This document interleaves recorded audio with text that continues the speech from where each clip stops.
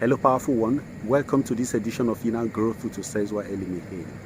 Today, let's talk about letting go and letting life. Yes, the capacity to let go is a power capacity. Every human being has what it takes to let go. But we are not able to let go because we are attached to the suffering that is coming from the event that we have seen as injurious to our lives.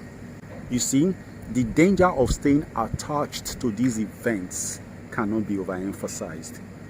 We will say more of this when we come back from this break. I am Osezwa Anthony Elimihe. You know me. I am in the game of helping you grow from inside out. That is the drill.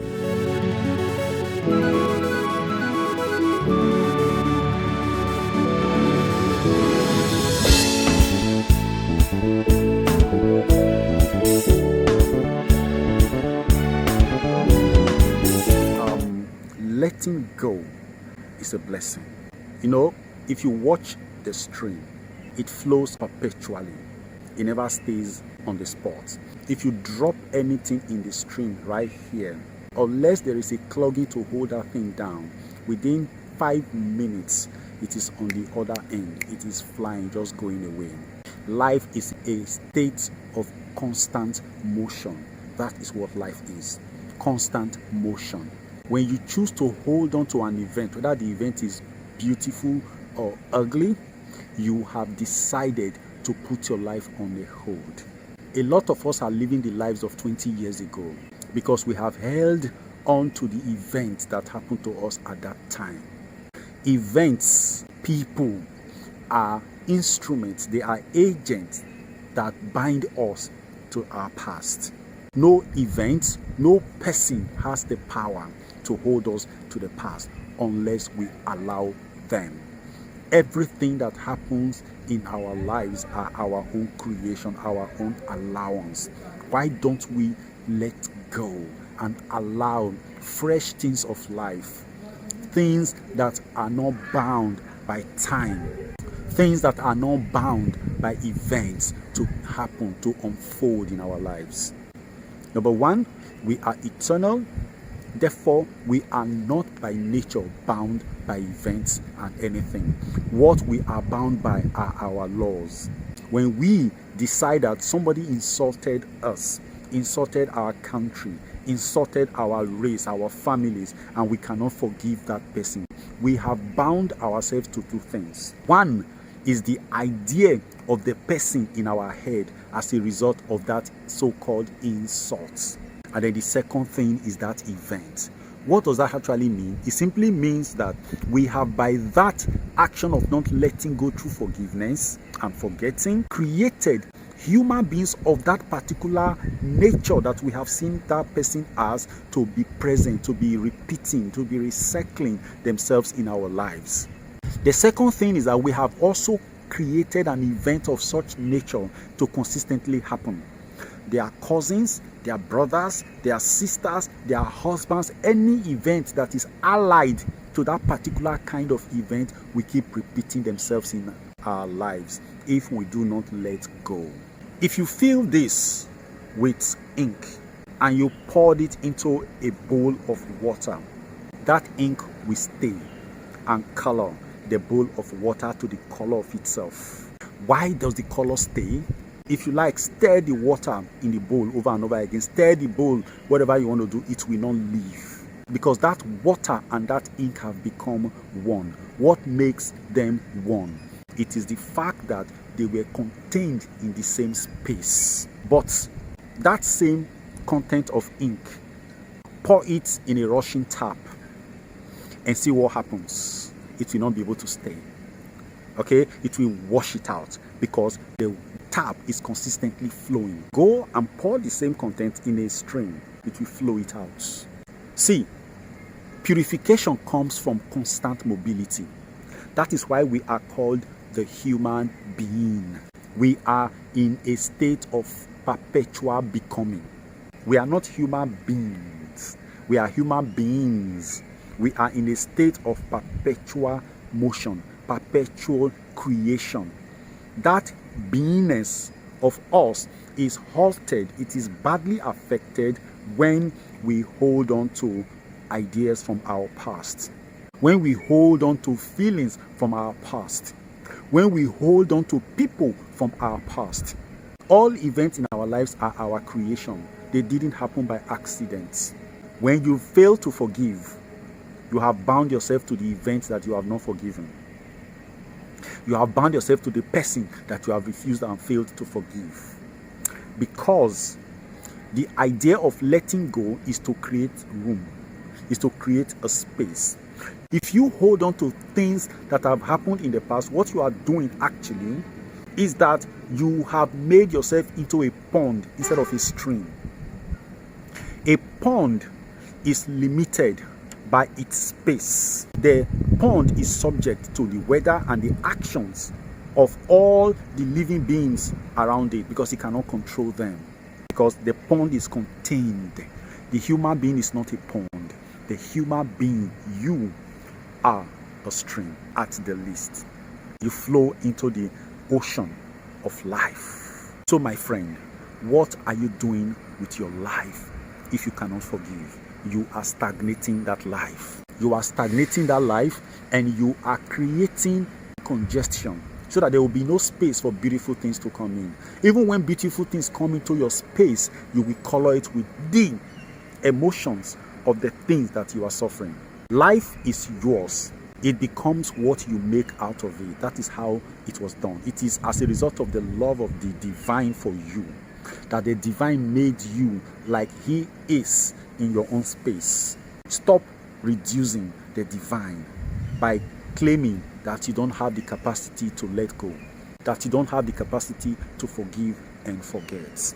Somebody said, it is easy for me to forgive, it's okay, but I can't forget. You see, I will tell you there's no need to forgive if you can't forget. Because the idea of forgiving is because you should be able to forget. Forgetting is not memory.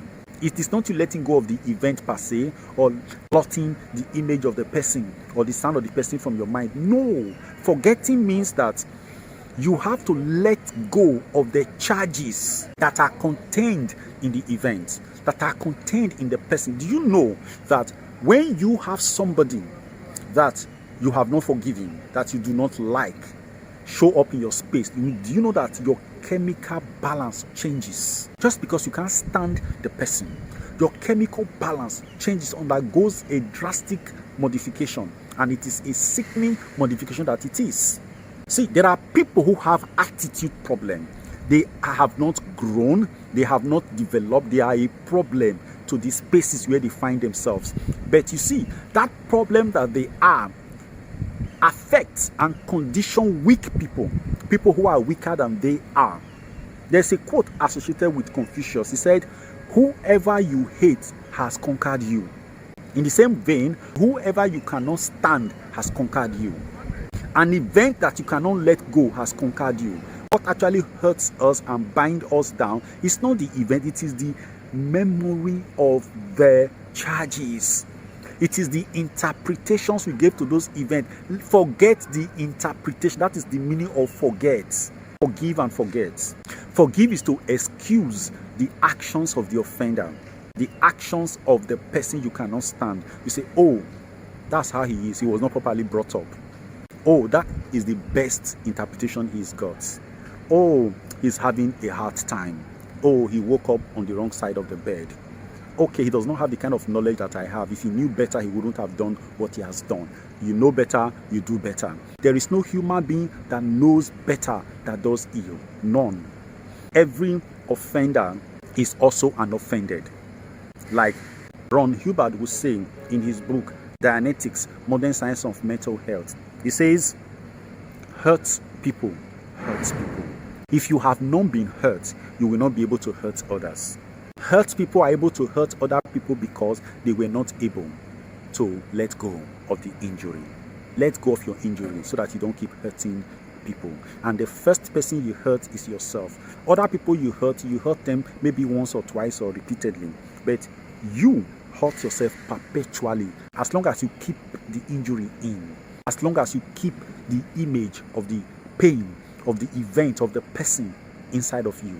Let go and let life flow through you. When life flows through you, there is no amount of pain, there's no amount of injury that you cannot surmount, because life is a healing stream. As it flows through you, all injuries are cured. So learn to let go. Learn to understand that life is not just all about you.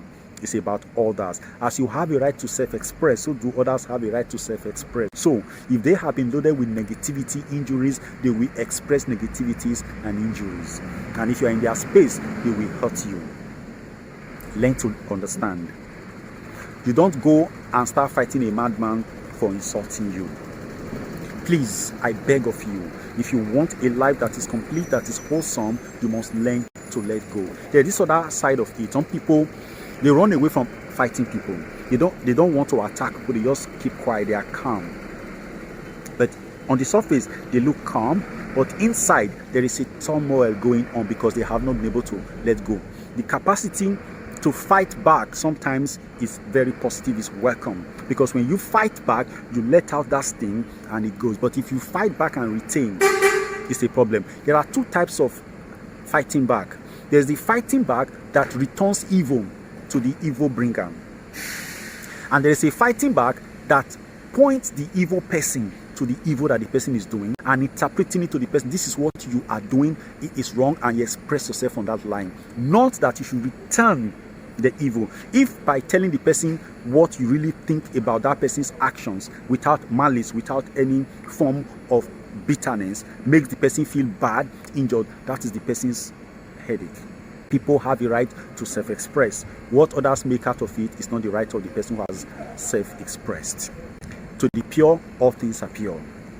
To the impure, nothing is pure. That is what the scripture says. If you have a container that is rank, that is loaded with all forms of impurities, the cleanest water will not make the container clean as long as the water is contained in that container. In the same way, if you have a beautiful container, if you pour in impure water, the container becomes solid, it becomes stained. If the container has a hole in the middle and you pour those things in, they will just go through. They will go through.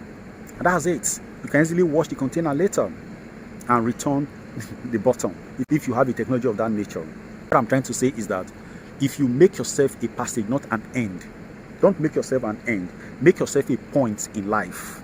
When you make yourself a point in life, when things come to you, you can continue. But when you make yourself an end, a conclusion, that is to say, life stops with you because you see yourself as king, someone to be worshipped, someone to be adored, someone to be loved, whether you are good or not. Then you have made it impossible for things to pass through you because they will always end with you. Good things will end with you, you can't circulate them. Evil things will end with you because, well, that's what you have become. You have become a house of evil. You have become a place where things stop. Don't. You are not an end. You are a channel. You are a point in the vast corridor called life. If you understand this, if you really understand this, there is nothing you can let go. It is difficult, but you have to commit. Like I have said before, the duty we owe life is to resolve with an iron will to become whatever it is we want to be. The rest, life will take care of it. So resolve to forgive all and to forget all. Let go. Thank you. God bless you.